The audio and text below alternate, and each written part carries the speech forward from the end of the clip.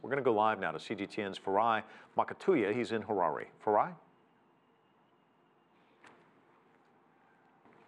Indeed, President Emmerson Mnangagwa, incumbent President Emmerson Mnangagwa, has been declared winner of this election. He got 50.8% of the vote, defeating his main rival, opposition leader Nelson Chamisa, who got 44.3% of that vote. Now, under Zimbabwe's electoral law, you need to get at least half the vote to win the presidency, and so with 50.8, he does that. His party had earlier swept to a two-thirds majority in the country's parliament, so he's in a very dominant position in terms of this election. ZANU-PF coming out of this in a very dominant and strong position.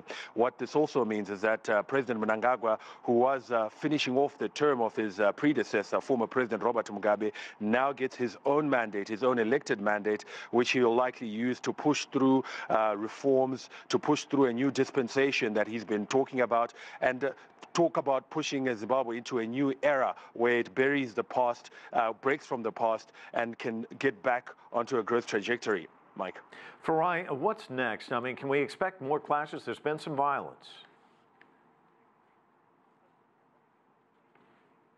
Well, indeed, what should happen now is, and even during the announcement of these results, we saw members of the opposition trying to disrupt the declaration of the results by claiming that they were unhappy with the results, that they hadn't signed off on them. And so we expect that if the opposition indeed does have any challenges to these elections, that they will go through the prescribed legal channels through the electoral court in order to do that. Failure to do that, or should their challenge fail to prevail, then we expect that President Mnangagwa should be inaugurated very shortly in the coming days, and then start setting up a new government, which, as I said earlier, will now have the business of trying to fix the economy, try to bring in foreign investment, but I think crucially, given what we've seen in the last few days here, also try to heal this country, to reconcile people who've been divided on political lines, to unite this country and to take it forward, and most importantly, to get Zimbabweans believing again. This election, we saw so many people going to the polls.